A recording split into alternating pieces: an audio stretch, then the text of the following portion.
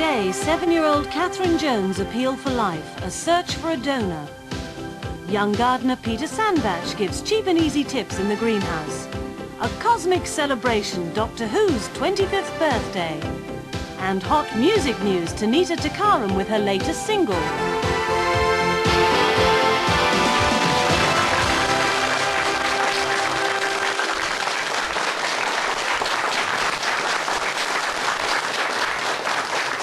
Well, on today's Daytime Live, we're celebrating a very special birthday with our guest who should be descending upon us at any moment, but it appears that there's been a slight hold-up on their journey. Ah, I think I hear them arriving.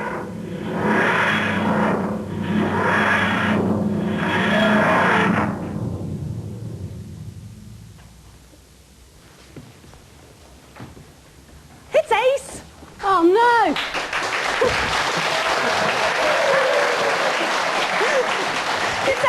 The very own Ace. Where are we now? Well, now for my favourite doctor. Me.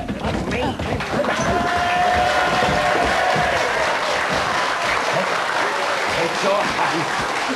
Stop quarrelling. Judy, I'd like to introduce you to Doctor Who and Doctor Who. Oh. How do you do? So you're two doctors then? Well, I'm one doctor. Yes, I'm one doctor, so that makes one doctor. Well, it's lovely to have you both here. You've obviously just got caught up in a time warp somewhere along the way, but we will be talking to you a little bit later, both of you doctors, and of course to you, Ace, and we've got some of your fans here as well to share your cosmic birthday celebrations later in the programme. In the meantime, Peter, I think it's time for a little joke with Auntie Judy. Knock, knock. Who's there? Doctor. Doctor Who. Oh dear, you must have got that one from your youngest, Alan.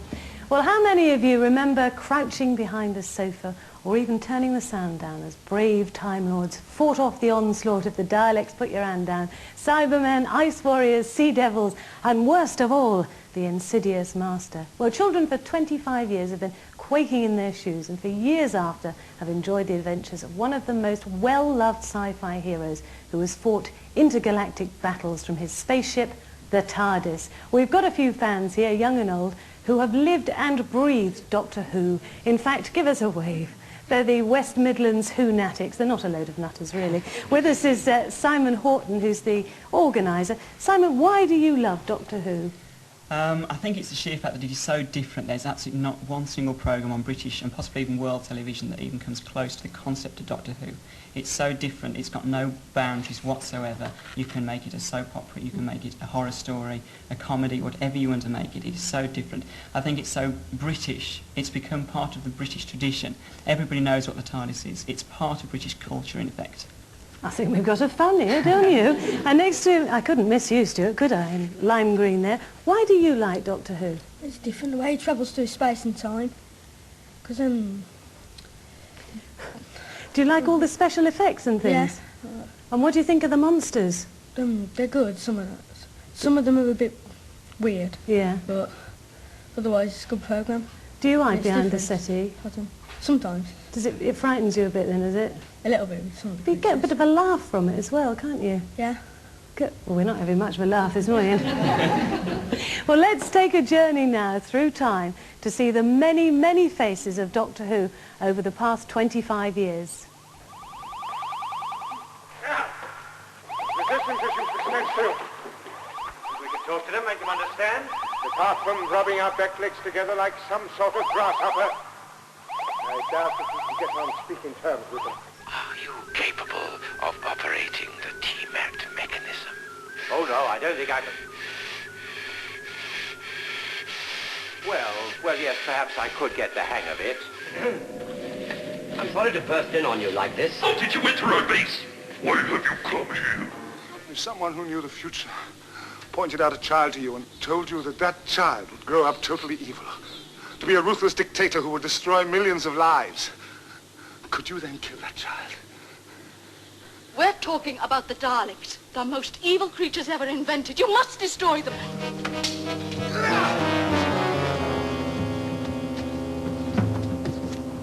What have you got there? Tracking device. Registers time distortion. You will be exterminated! Exterminate! Exterminate! Exterminate! Exterminate! Has it finished? Oh, yes, it has. Well, as you saw at the beginning of the programme, we've got the present Doctor Who with us, Sylvester McCoy, and his assistant, Ace, with us today, Sophie Aldred, and we've also got Jon Pertwee, Doctor Who's an Ace.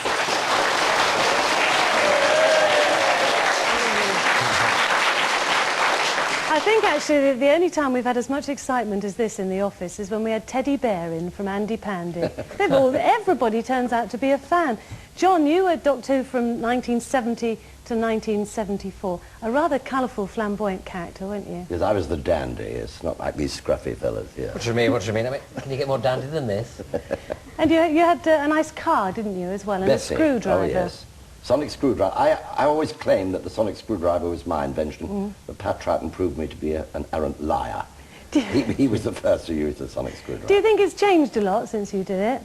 Well, to be perfectly truthful with you, I haven't seen a lot of them. I've seen my friend Sylvester's when I can, but I've been working on another programme, Wurzel Gummidge, for all that time. Oh, so, Ad Sally. So, Right.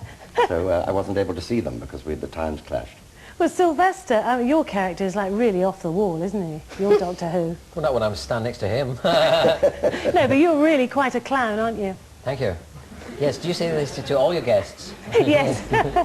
Well, partly, yes. I mean, it's slowly developing, because when I took it over last year, it was suddenly, we dived in and I swam, and the way I swim normally is clown-like. But as I've gone through it, I've come to the conclusion that it must be more serious. And this new season is much more serious than last season. Why do you think it is? I mean, kids nowadays enjoy things like Star Wars, all the special effects. Why do you think they still love Doctor Who? Because, you know, there's cardboard rocks or polystyrene bits and pieces. Well, yes. I mean, I'm addicted to Star Trek. In fact, I used to write to a piece of rock that was in every planet. I used to paint it different colours, and I've got a sort of fan club to that piece of rock. And the rubber plants. And the rubber plants as well, you see. So maybe it's the same kind of idea. I mean, I'm sure that is part of its charm. It's like B-movies. People like B-movies for that reason. Very cultish. We spend a lot of time in America at these conferences, and there's no question about it. They love it because it has that tinge of let's have a bit of fun and do what we can with a shilling. They do tend to look for deep hidden meanings in America, don't they? They are inclined to, yes. Yes, that's all we'll say on the matter. They are inclined to. Sophie, you're just a recent joiner to Doctor Who, and you play Ace. Doesn't look like a joiner. She doesn't look otherwise at sheet metal work. Plumber. But she's quite aggressive, isn't she, your character? Very 80s. Yes, it's a great character to have to play, because she is very 1980s. She's very strong and dynamic and gets the Doctor into lots of trouble. You've had to be quite violent, though. Has that worried you? It has slightly. I mean, I was slightly worried about beating up a Dalek with a baseball bat and then shooting another one with an anti-tank rocket. Yeah.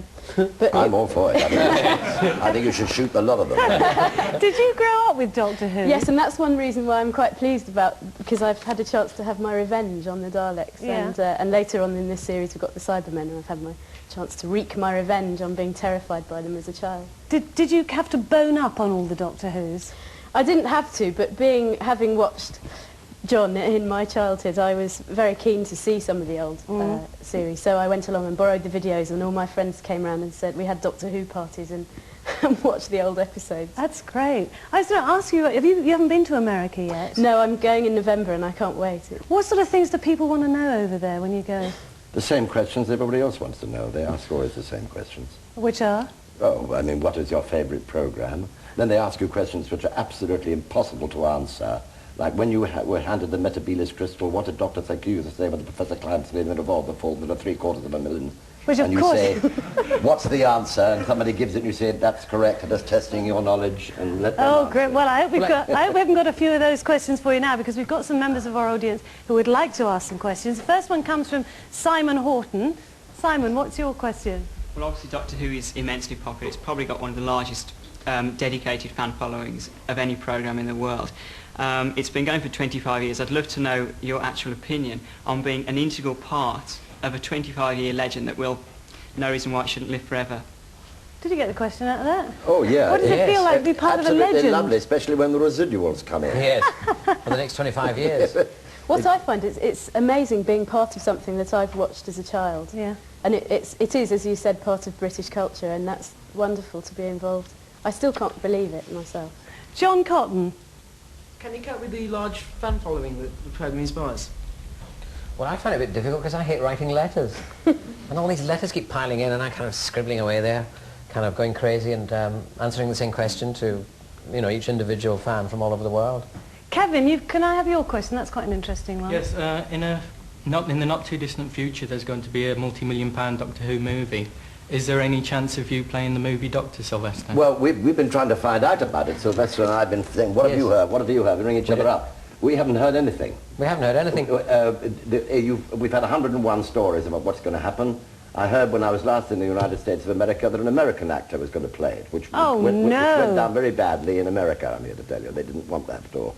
But we've heard nothing whatsoever about who's going to play it and when it's even going to start. I think we should all play it. They should get all the doctors. That's what we think. And put us all in it and have a complete Doctor one, and we can have a good time and get paid some money for it. I think we'll carry on with these discussions after the Five programme. Doctors. But thank you all very much for joining us today, and happy birthday. We've enjoyed having you here. Very many happy birthdays. Where's the cake? And many more on the balloon. I want a jelly. Have you got the jelly? Alan, this has generated a lot of interest and excitement in the studios today, but it's going to make the weekend a bit flat and dull, isn't it? Flat and dull? With the TARDIS at my disposal? No, I reckon in here, you know, we could look into next week. Have we got the fabulous singlets? I'm going in this for the weekend. See you all later. Oh, bye. I wanted to go in there with him, is that it? Can't we come in and have a bit of fun? Come on, let's get in that door. What's he doing in our TARDIS? I don't know.